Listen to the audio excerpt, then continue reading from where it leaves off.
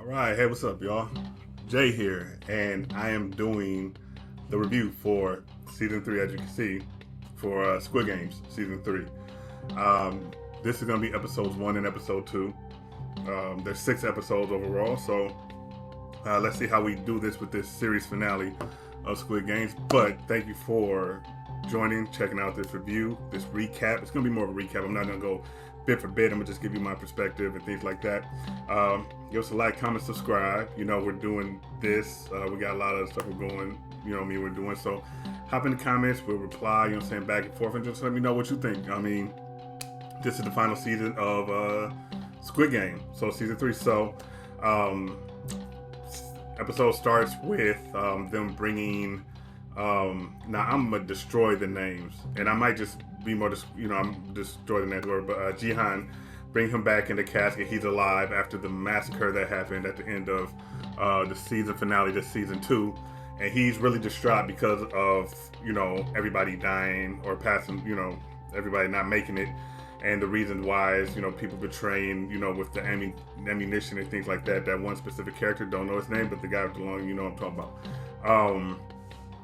So the whole first episode is more or less him just kind of coming to grips with that and kind of seeing how or if he will be able to, deal with it and whatnot. They go to start the first game.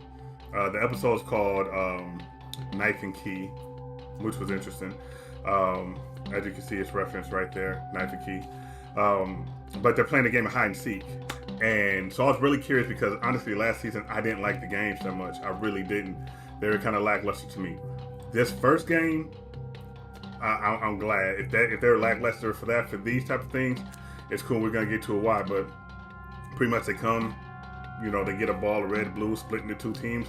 One team gets a key and they have to hide, and they have to either, it's 30 minutes that they have to hide, or they find an exit and get out. The other team, they're supposed to find them and cancel them or get rid of them, so to say.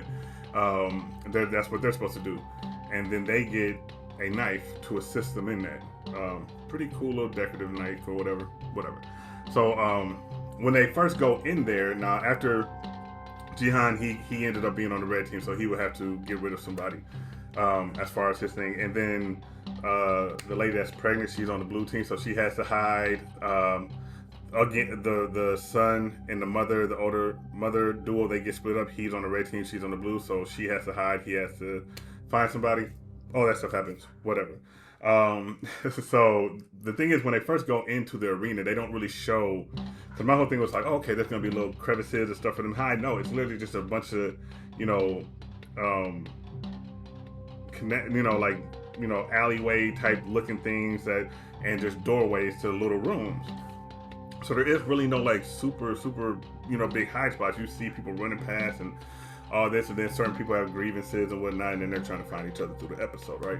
And then they each have a key. And the thing about this is the thing that threw me off. They say the key can unlock a door, but once you unlock a door, you can't lock it. So once the door is open, it remains open, supposedly.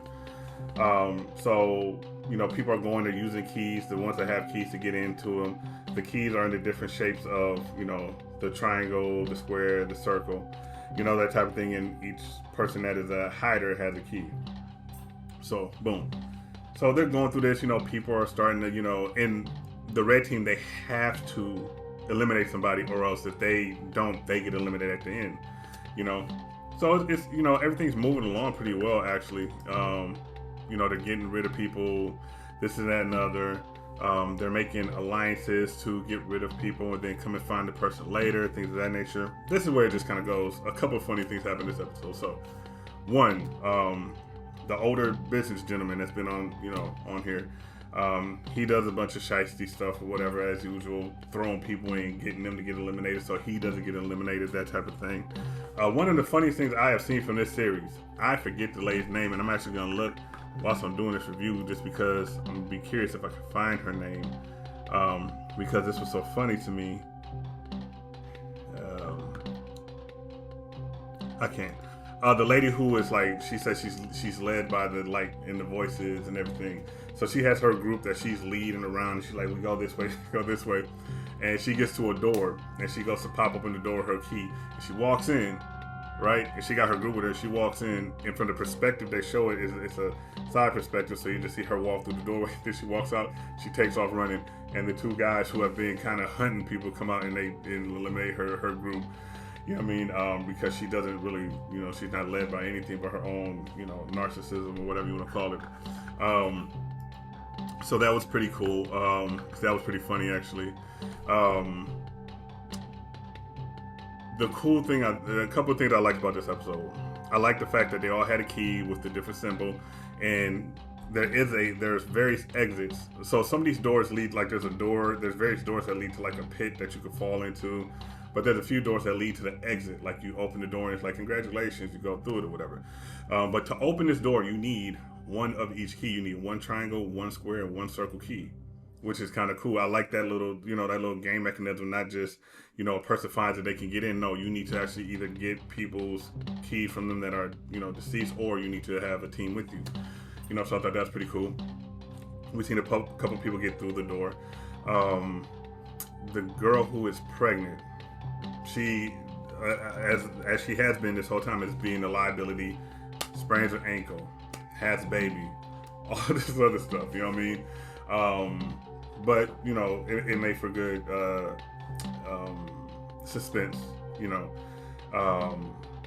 It was really, this episode, I thought the first episode was a little slow, and we still have the detective on the boat out there. The Captain Pack they're starting to see that he's kind of on one a little bit.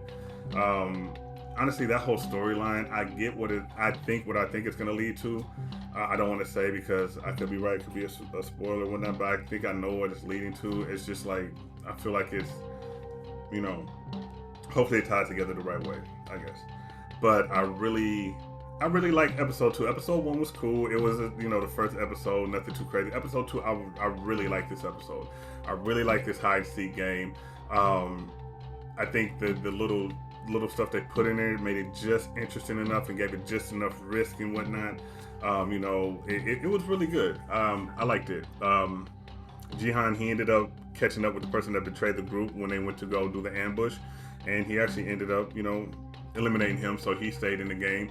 The mother and son, this dude, that son, he the whole episode he walked around looking to somebody to kind of eliminate, and he won't. But then he finally gets to the point where he gets to his mother and the pregnant lady who has just had the child, and he's like, okay, he's gonna kill the pregnant lady with the kid.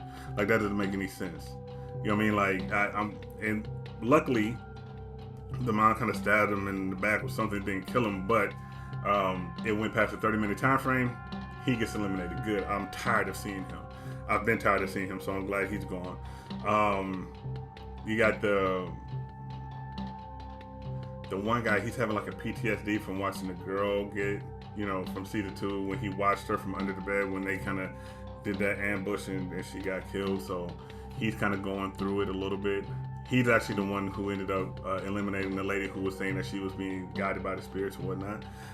Was kind of glad to see her go. She was funny, but she was a little bit, she just took me out of it sometimes. So, but yeah, so that's where we're at right now. They just finished that. The guy that used to be under the Thanos character, I hated that name that they called him Thanos. Him and the other guy, they've been running around because they realized that, yeah, they only have to eliminate one person to win, but per every person that they eliminate, it doubles the pot for them. So they just been going around just kind of taking people out. So they're safe and they're getting rid of people. So the end of this episode 2 ended with, the game. 30 minutes are up. The older business guy, the one that's been like kind of screwing people over, he made it through the exit. He's the only one that made it through the exit, actually. The lady that had the child had a chance to, but she didn't get the chance to open the door and go through. So only one person actually made it through to the exit, which I thought was interesting. And here's another funny thing that I thought. When the older guy went through the door to go to the exit, got the big congratulations. One of the rules that they said in the game was, if you unlock a door, it will not relock. Him and the spirit lady, they unlocked the door and he snatched the key out and closed it on her and she was locked out. So what happened to the rule of that?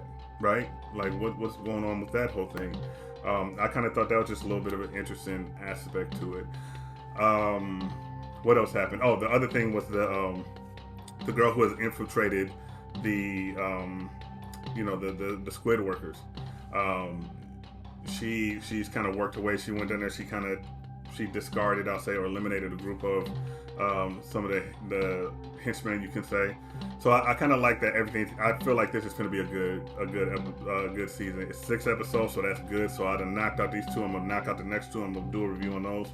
I'm gonna try to get some of these names down a little bit more, but I'm pretty sure just from the story, if you've watched all 3 seasons. But first 2 episodes I thought were really decent. I rocks with it. Episode 1, typical, just kind of build into where we're going. Episode 2, really good. I thought the game was really good. I thought the way they did it was really good. That's one of the better games, and it was very simplistic, which was so really good. So great with that. So yeah, so episode 1 and 2 of Squid Games, they're on a good trajectory to me right now. We're gonna see what 3 and 4 got, and then we're gonna get into the finale of 5 and 6. And then after, I might just do a whole synopsis of the whole thing. It won't be right away, but all 3 seasons, and I might just go back and watch them straight through to get a really good, just understanding of everything that went on. But hey, episodes 1 and 2 of Squid Game season 3 so far, really good. So hey, my name is Jay. Like, comment, subscribe. Talk to me. Tell me what you think. Like I said, episode 3 and 4 are going to be coming up next. I might get those up today because I'm actually getting ready to watch it. And then, let me know.